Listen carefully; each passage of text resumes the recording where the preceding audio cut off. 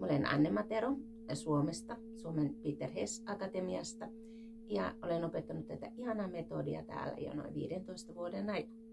Ja tällä hetkellä olen jurtassa, ihan kuin äidin kohdussa. Ja tämän jurtan ulkopuolella paukkuu noin 20 asteen pakkanen. Ja tämä talviaika on meille suomalaisille hyvin hiljaisuuden aikaa. Eli sellaiset matalat, rauhoittavat äänet, kuten esimerkiksi kehomaljan ääni, sopii kuvaamaan tätä vuoden aikaa. Ja sitten kun me lähdetään siirtymään hieman enemmän kevättä kohti, me voidaan saada sitten tällaisia kirkkaita ääniä sinne mukaan, kuten esimerkiksi Zeenassa maljojen ääntä. Ja sitten kun kesä saapuu, niin hieman ennen sitä universaali malja toimii niin kuin transformaationa talvesta kesään. Ja sitten taas kesällä ne hyvin kirkkaat sydämen äänet, jotka liittyvät sitten veden värähtelyyn. Meillähän on täällä yli 100 000 järveä.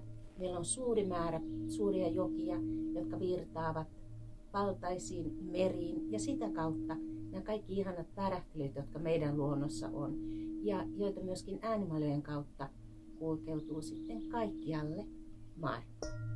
Ja ihan kaikkiin Peter Hess Akatemioihin ympäri maailmaa, ja niitähän on yli 20 maassa. Luonnossa kaikella on oma rytminsä. Ja monta kertaa meistä tuntuu siltä, että meillä on rytmi hukassa.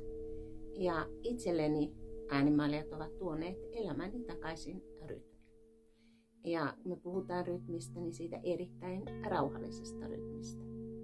Ja joskus me tarvitaan hieman nopeampaakin rytmiä, ja voi sanoa, että luontohan meille kaikista parhaimpana esimerkkinä siitä on. Jos ajatellaan nopeata rytmiä, jotain myrskyä tai sitten voimakasta vesisadetta tai tuulen puuskia, niin sen jälkeen laskeutuva rauha on mikä ihaninta. Ja siksi äänimaljojen kautta me voidaan uudelleen oppia tuosta kaauksesta laskeutumaan rytmin, rauhallisen sellaisen kautta harmonian ja nauttia siitä uudesta, mikä on syntynyt. Eli kokea luonnollinen transformaatio. Näin Peter Hess-metodin mukaan toimisi. Tämän vuoden teemana on transformaatio. Ja täällä Suomessa me eletään tätä transformaatiota ihan luonnostaan, luonnon kautta, kuten jo tuossa aikaisemmin kerroin jo, niin vuoden ajat muuttavat meitä ja meidän rytmiä. Ja mikä on kaikista ihanin asia on se, että me seurataan sitä luonnon transformaatiota. Se vaikuttaa meihin ihmisinä, se saa meidät hiljentymään ja se saa sitten taas auringonvalon lisääntyessä meidät sitten myöskin piristymään. Ja jos ajatellaan luontoa ja ajatellaan meitä ihmisiä, niin äänimaljojen kautta sitten hyväksi käytettävät värähtelyt ja äänet voivat olla mukana siinä meidän omassa sisäisessä transformaatiossa.